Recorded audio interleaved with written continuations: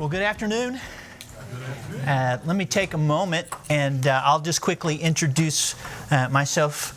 My name is Glenn Underhill, and I have the privilege of being the executive pastor at Crossroads Church. And Ken and I have known each other for a long time, about 12 years. We were actually introduced through a mutual friend by the name of Dan Spader. Some of you may know Dan from Sun Life. Both Ken and I were very challenged and moved through the Sun Life ministry, and so he actually connected the two of us together. I actually worked with another pastor that you actually may have been in one of his breakouts, Craig Etheridge with Disciple First. Was with Craig for about 18 years and worked as we transitioned several churches through a disciple-making strategy, and then I've been with Ken for a little, almost 2 years together. So we've been super happy. I am by no means an expert. I want to be very clear on that. I would say all three of us would very much communicate. We're not experts. We're just practitioners who are learners and really trying to just say every day, Lord, how can we reflect your character and your conduct today, and how can we learn to be better disciple makers and reflect your heart in this area of disciple making? I'm very much like each and every one of you here. I am a dad of 4 kids.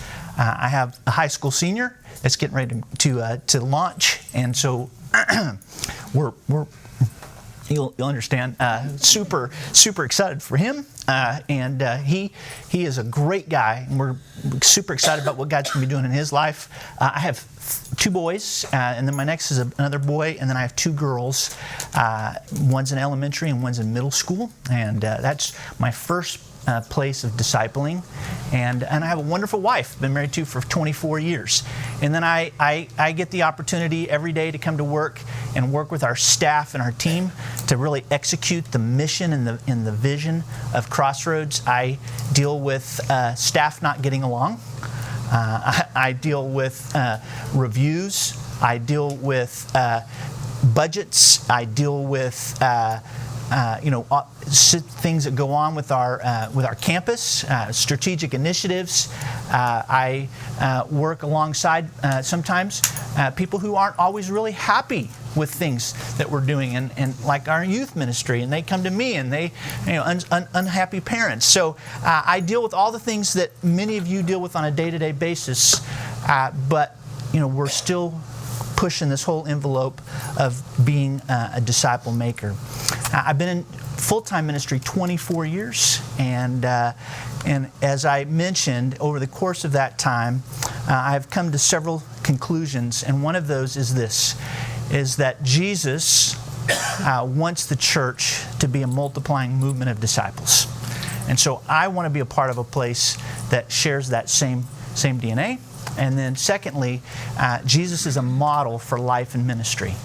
And so over those 24 years, been really working at that. My journey started in 2000 when I was in student ministry. I've kind of covered the gamut of different types of areas of ministry. Been a student pastor, teaching pastor. I've been a campus pastor, done it all. But in 2000, I was invited to a conference just like this, similar. And I met a man there who challenged me with these 2 statements. First one was this. He said, what if you could impact the world without ever traveling more than 100 miles from your hometown? Wow, that'd be really cool. He said, Jesus did that. He said, what if you could take a group of uneducated, ordinary students, this time I was a youth pastor, and help them become an army of world changers in less than 4 years? Would you do it?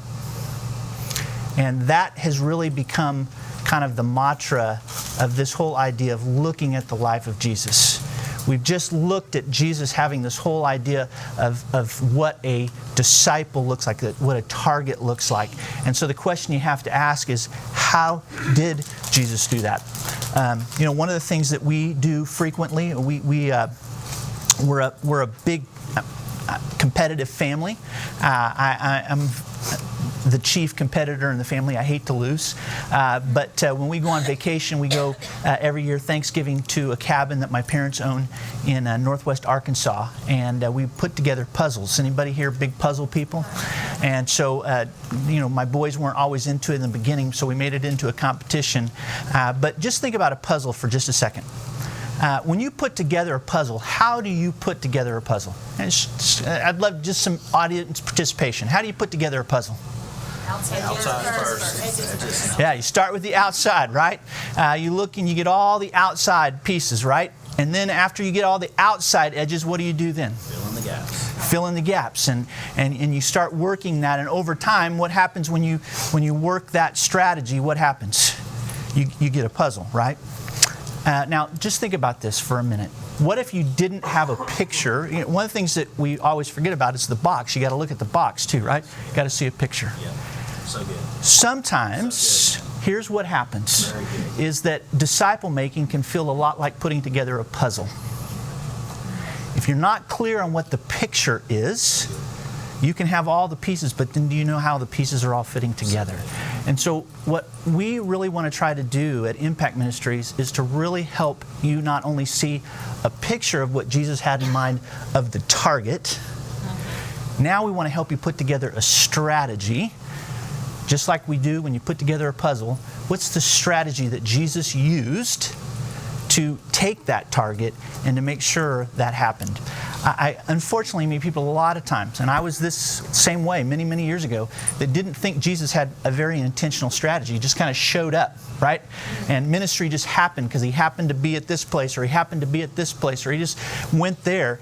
And what I found was that Jesus actually had a very clear strategy for making disciples who make disciples. In fact, he never wavered 1 inch from that strategy. And so what we want to do is just kind of unpack that and then let you kind of see how that fleshes out even at Crossroads, because what we've really tried to do is to take his strategy and then to begin to implement that strategy right where we are. Now, one of the things that I love about Jesus is that he recognized that people were at completely different places in their growth and their development. In your church today, do you have people who are all in the same place in their growth and their development? No.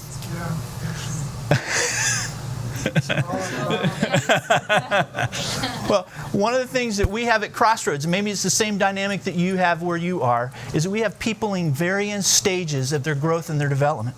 And that's one of the genius things about Jesus, is that he understood that people were at different places in their growth and their development.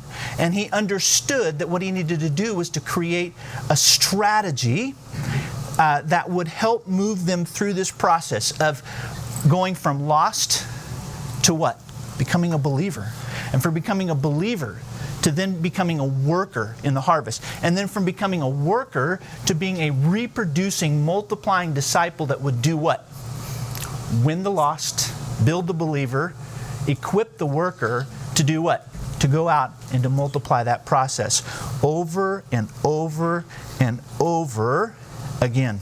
Now, if you look at the New Testament church, what you'll find is that same process existed as well. They were about that same intentional thing. They did what Jesus did. In fact, in John chapter 20, we read this, Jesus, some words that he was sharing with his disciples at the final part of his time with them. He says, "Peace be with you. As the Father has sent me, so what? I'm sending you." And so what we want to look at is this whole idea is, how do we move people to a place of them being called, sent out, to be reproducing, fully trained? What we would say is that no one this side of heaven will ever be fully mature, but they can be what? Fully trained. Right? Let me say that again. Maybe this side of heaven, they may never be fully mature, right? Because we're always in process, we're always growing, we're always becoming more and more like Christ, but we can be fully trained. And so Jesus was going to set out to do that. And how he did that is very, very strategic. If you have a Bible or your tablet or your device, open up with me to the Gospel of John. And you can see some of these challenges that Jesus did in order to move his people from untrained to first fully trained. And the first step that Jesus did in this process is found in John chapter 1. John chapter 1, and I'm going to read starting with verse 35. And this is this is John chapter 1, verse 35. And it says, "And the next day, John the Baptist, was standing with two of his" what? Disciples. And it says, "And then he looked up and he saw Jesus, and as he walked, and he said, 'Behold, the Lamb of God.'" In other words, the Messiah, right? Oh, the Lamb of God. "And the two disciples heard him speak, and they followed" who? Followed Jesus, right? And it says in verse 38, "And Jesus turned to them and saw them following, and he said to them, 'What do you seek?'" In other words, what do you want? What is it that you want from me? All right, so can you get the image here? Jesus is walking by, he's interacting. Obviously John sees him. John's been talking about the coming of this Messiah, preparing the way. We know that. He points out to these two disciples of his, who we believe to be Andrew and John, and he says to them, "Behold, there's the Lamb of God." There's this curiosity that is sparked in these two men. They're curious. It's important to think about this. They're curious, and he says, "So what do you seek?" And they said to him, "Rabbi, where are you staying?" In other words, "Hey, we'd like to spend a little bit of time with you." And watch what he says to them. He says, "Come and" what? See. That word "come" in the Greek actually is a great word, and it's a powerful word. It means just come and watch, come and hang out with me, come and see, come and just spend some time with me relationally, just coming by. And so he says, "Come and see." And so they saw where he was staying, and they stayed with him for most of the day till about the 10th hour. So the first thing we see in this idea of a strategy is this idea of come and what? See. Jesus invited these two guys who were curious, who were not yet believers. They were what many might call a seeker, and he says to them, "Come and see." In other words, what we see happening in this circumstance gives us a lot of insight into how Jesus developed relationships with his early disciples. He invites them to come and spend some time with them. Now, we know from the text that Andrew and John were engaged with John the Baptist at some point, and then as he points them out, he says, "Follow me." Now, I love this because, again, it's an invitation to begin to rub shoulders together, to spend some time with those who are far from the Father. I'm a little weird, and so I try to put myself in the text a little bit, but I wonder what that conversation might have looked like. Have you ever thought about that? I kind of see it from this perspective. Again, I don't know this is the truth, but I imagine as Jesus, because he's a rabbi, right? He's going to ask a lot of questions. He wants to draw out their curiosity. He wants to see why they're following. And so I can imagine he might say something like this: "Hey, gentlemen, what do you know about the Messiah? What do you know about him?" They might say, "Well, hey, we know, according to Micah, the book of Micah, that he is from Bethlehem." "Ah, really? Can you see where this is going?" So you know that the Messiah is from Bethlehem. So, actually, did you know that during the whole census thing, my parents came down and I was actually born in Bethlehem? And then he says, "What else do you know about the Messiah?"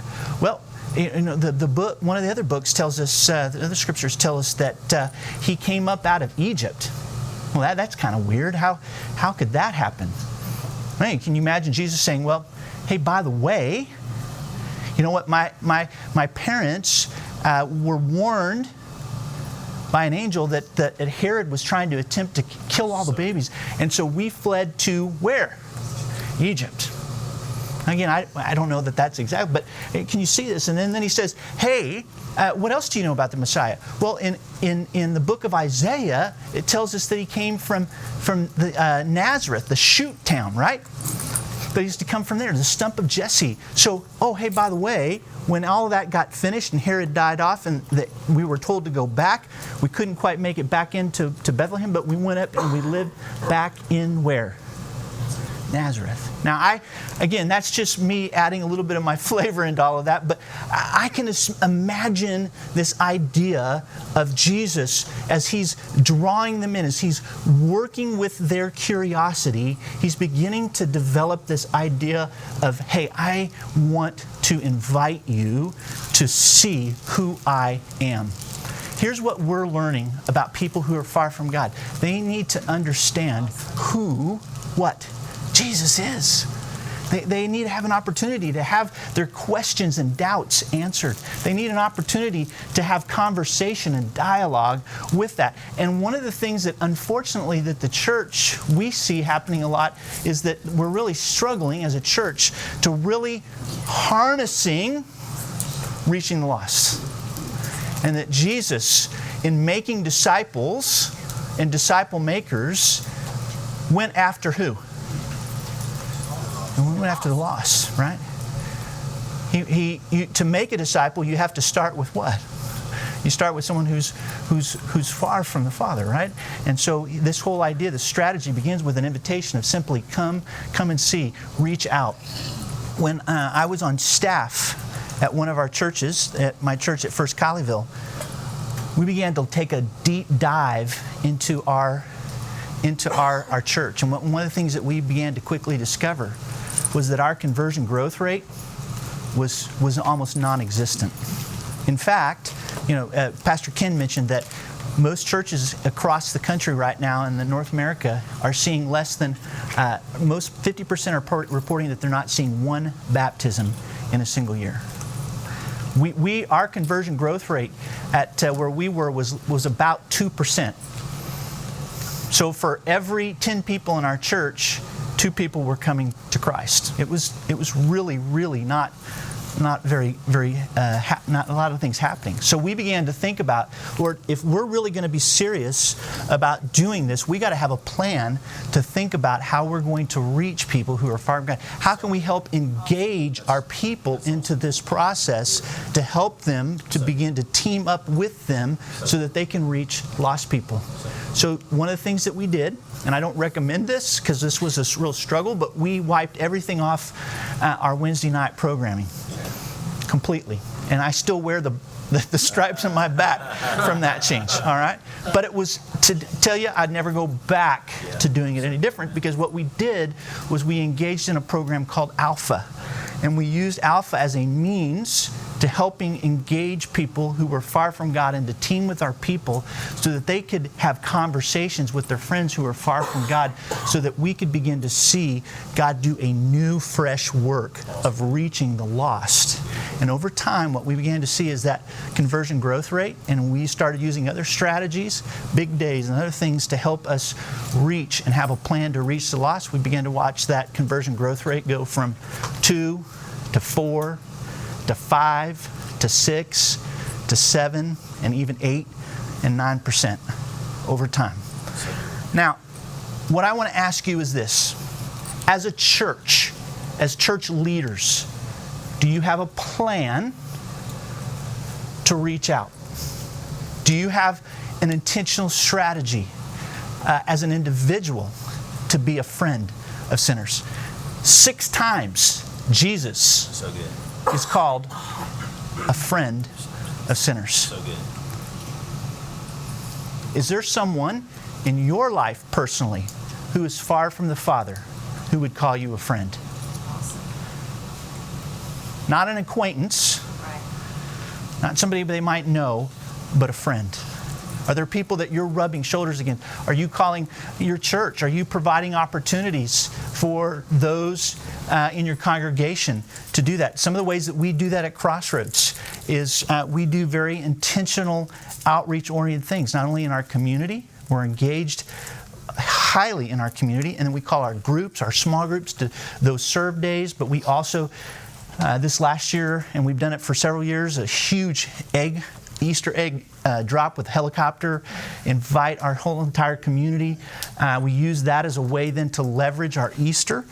We did it in a different venue than in our own church, and really called our people to be part of the process. Not, hey, you just invite them and come, but we wanted you to be a part of that process. We want you to be a part of helping to reach the community, rub up against shoulders that people that you know, to help them begin to think about the idea of who is Jesus and how can I make Jesus a reality, a real point in my life. All right, so that's the first part of the strategy. The second is what we call plug in.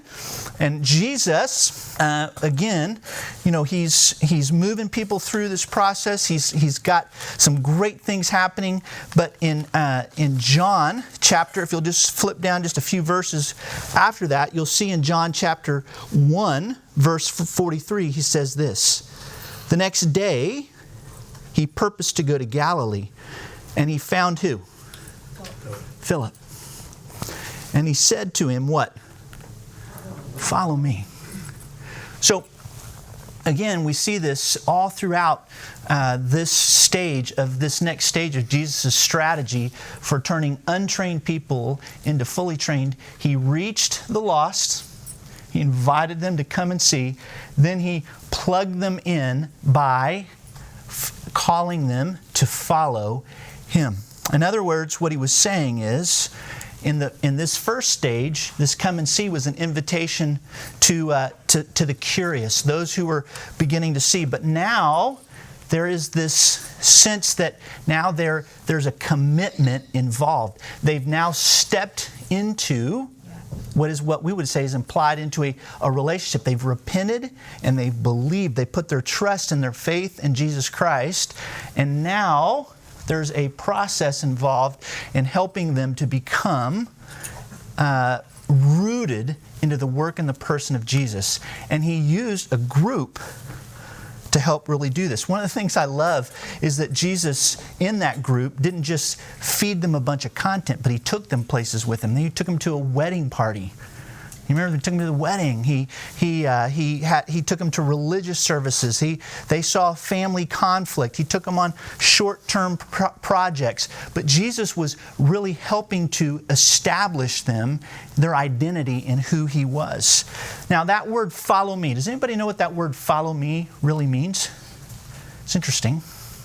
Walk in my steps, conduct your life after me. And so what Jesus was essentially saying is, hey, I'm going to have you watch what I do, right? I want you to follow and see what I do. I grew up in Southern California. Anybody from Southern California? One of my favorite times was to go out to the beach with my family. And as a small kid, I can remember my dad walking along the shoreline as the water would wash, and he'd step like this, and I would, as a little kid, I can remember trying to step in each one of his footsteps, right? And it's the same picture, the same idea that we're called to what? Surrender ourselves to the leadership of Christ and walk as what? He walked. One of my life verses, 1 John chapter 2, verse 6. Whoever claims to live in him must walk as Jesus walked. And so, again, he was teaching them, he was calling them, and throughout his journey with them, he was always calling them back to do what? Follow me. Follow me. Do as I do, and then you do that, what you watched me do. And so, one of the things we talk about a lot in our church is, hey, how do we help people do that? We think you do that best in a small group environment where they can begin to be introduced to those ideas, those principles of being rooted in the work and the person of Jesus Christ. How many of you are aware of what happened with Weight Watchers? Weight Watchers started a long time ago. You know that she was actually the founder of Weight Watchers, started with 6 people. And now today, some 30 years later, they have over a million people involved in over 24 countries. And they have over 250,000 meetings. This idea of watch what I do what I do. And so now this idea is, hey, we want to reach them, we want to plug them in. Now, are they a fully trained disciple yet? No. No, they're still moving through process. And so now Jesus is going to take them to the third step of the strategy, which is build up.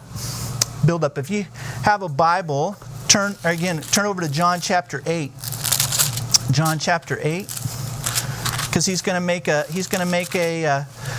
statement here that I think it's important for us to see. John chapter 8, he says, so Jesus was saying to those Jews who had believed in them, if you continue in my word, then you truly are my disciples. In other words, if you obey, right? We're to teach them to obey. Flip over to Matthew's gospel. Matthew chapter 4, verse 19. I love this because in order to teach disciples how to obey, Jesus recognized that in the third part of his strategy, he had to do something here. Matthew chapter 4, verse 9. I'm going to start with verse 18. And this is what it says. It says, and now Jesus was walking by the Sea of Galilee, and he saw 2 brothers, Simon called Peter and Andrew his brother, casting a net into the sea, for they were fishermen. And he said to them, follow me, and I will do what? Make you fishers of men. Can I just have your quick attention here? Many times when we read this text, we think this is the very first time Jesus ever encountered Simon and Andrew and Peter and James. In fact, we might even teach that that's the case. But remember, where did Jesus first encounter Andrew and John? John chapter 1. What did Jesus say to Andrew and John? Come and see. Come and see. In fact, Andrew was so excited after that exchange and that conversation. What did Andrew go and do? What did he say to those guys? Come and what? Come and see. What did the Samaritan woman say to everybody when she went back into town after she had had an encounter with Jesus? Come and see this guy. And then he calls them to follow him, and he brings them through a process of learning to walk as he walked, to do as he did, to love as he loved, to serve as he served, to really begin to understand what it would mean to be rooted into his identity and character. And then he's now going to step them into this third strategy by building them up. To do what? To become fishers of men. Now he's asking for more commitment. Now he's asking more from them. Now he's asking more of their time. Now he's asking more of their priorities. And it's this challenge that Jesus is going to call them to obey, and he's going to equip them with the skills necessary to do what? To fish for men. How many of in our churches tell our people, hey, go out and reach the lost. Go out and pray. Go all these things. But do we ever show them what? How to do it. Jesus wasn't a master at this, because not only does he say, hey, I'm going to teach you how to fish for men, but what does he do? He begins to take them on what I like to call fishing trips to show them how to do what? Fish for men. To train them on how to do that. I went to Bible college, and I had a professor by the name of, well, it was actually a small liberal arts school. I was kind of forced to go there. My parents thought I needed some heavy correction in my life. And so I ended up there because my dad said, the only way I'm paying for your school is you go to a liberal arts school. So I show up, and I have to take a Bible class. And I sit at the very back of the class because I'm not really wanting to be there with my arms folded just like this. And so as I enter that class, the guy standing at the front is Dr. Rainey. Dr. Rainey was kind of an older gentleman, very frail. But man, first couple weeks I picked up, there's something uniquely different about Dr. Rainey. He would talk about Jesus, and I'd be like, wow, I don't know that. And what I found is I kept moving closer and closer to the front. And I never sat in the front, okay? So I'm sitting up here in the front, and I swear there were times when he would pray, I thought if I opened my eyes, that the living Lord would be standing right beside. I mean, it was just powerful. And so one day I went to him and said, I got the courage. I said, Dr. Rainey, how is it that how do you walk with God? Like, why is so different about you? So he, no lie, sits me down and he gives me 3 sheets of everything he did as a disciple. I mean, he loved Jesus. So guess what? As a college student, I was like, okay, I'm going to go try this. And so I went to my dorm room, and the first thing on the list was I get up every morning at 4:30. So I got done playing dominoes at 2:30 in the morning, right? And you can see where that was going. And within like a week, I got disillusioned, and I felt like a failure. And I'm like, I don't know how to do this. I can't make it work. Let me fast forward you to 5 years later. Show up at my very first church. My very first church as a student pastor. Guy in the hallway, his name's Jerry Fine. An older gentleman. At the time he was in his early 70s. Well, actually late 60s.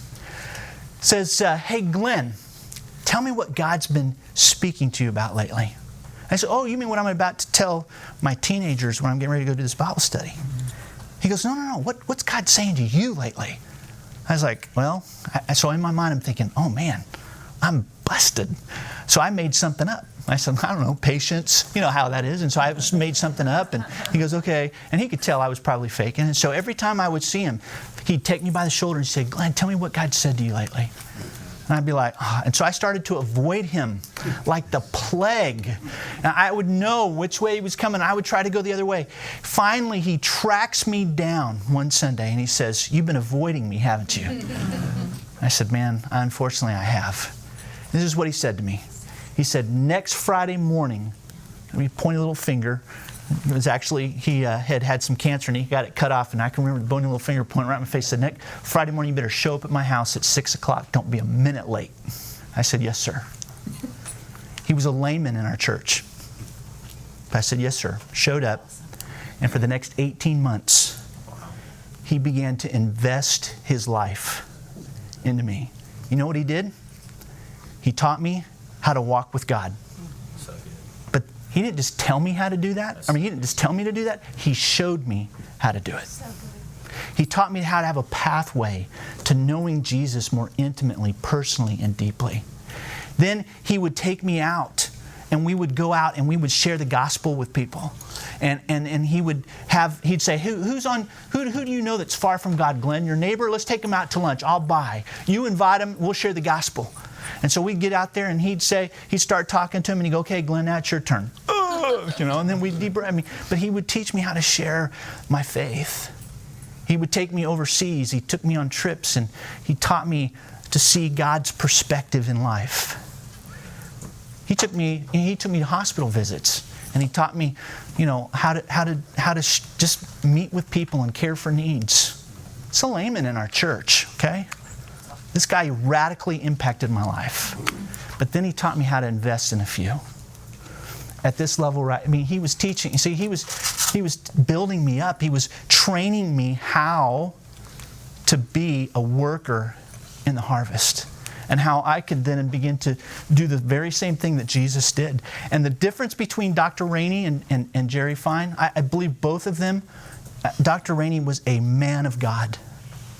But the difference between the two is one told me how to do it, and another man showed me. One told me to do it, and another one showed me how to do it. My question is what's your plan in your church to help build up people so that they can be reproducers, that they can be fully trained disciples who will go out and move people through that process. Most churches, now here, please hear me, and I'm not casting stones because we're still working through this on our own. This is where most churches fail miserably because we have no process in place. What happens is people think, hey, if I'm going to move to a deeper level of growth and development, what does that mean when they hear the word deeper? Deeper Bible study, verse by verse. I'm not knocking any of that, please. Don't hear me on that. But what we talk about when we say moving deeper is we want to move deeper into the character and the conduct of Jesus. So what's your plan to help move people from reach out to plug in to build up? And this last stage is what we call sending out. And I love this because this last challenge is found again back in John chapter 20, verse 1, where he says, "My peace is with you, as the Father has sent me, so I am sending you." He was calling out his disciples to do what? To reproduce what he had shown them and walked them through and showed them how to do it. They had no question of what to do because Jesus was really working these relationships. And here's what we're finding is that this is what, in this, what we would call becoming a disciple-making leader, is that Jesus made disciples, and what did he do? He appointed leaders. And so we want to appoint these disciple-making leaders to do what? Commission them to go out and to take those who are untrained and help them to reach out, to plug in, to build up and send out, so the process can be what? Reproduced and multiplied and multiplied and multiplied over and over again. Let me just say this. My grandfather was an amazing man. I have a very, just a really cool story. I'm a fifth generation. I tried to cut that off at the fourth, but I'm the fifth generation to be in ministry. Wasn't what I intended to do, but God had much better plans. My great-great-grandfather was a circuit riding preacher in Missouri. Went from church to church, little country churches. My great-great-grandfather was a pastor of a church. My great-grandfather was another pastor. My grandfather was a missionary in the Philippines for 40 years. And back when they went to the Philippines, it was like pioneering. I mean, it was like they had to take a boat to get there. And they spent 40 years in that area. I got word that my grandfather was, towards the end of his life, was very sick, and I got word that he was about to pass. And so I went up to the hospital to see him. And for those of you who've been with people who are dying, you know last words are really important, don't you? And I remember him, literally grabbing me by my shirt and pulling me down towards him because he could barely talk. And I remember him whispering a blessing into my ear. That blessing is something I hold on to with great resolve. But I think about Jesus' last words with his disciples.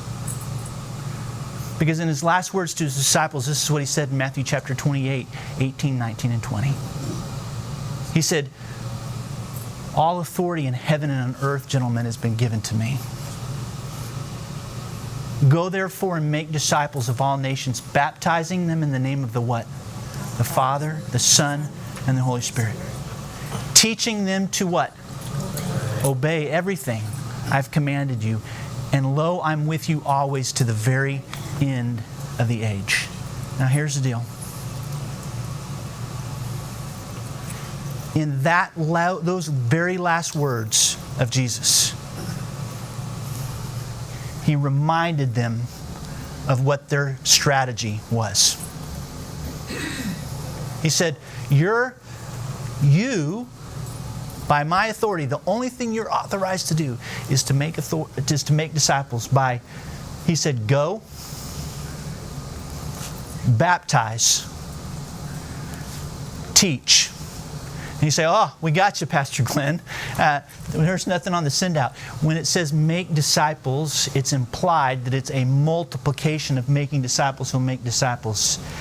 So go, win, build, equip, send out so that the process will be reproduced over and over and over and over again. So did Jesus have a strategy? Absolutely. He said, come and see, follow me, remain in me.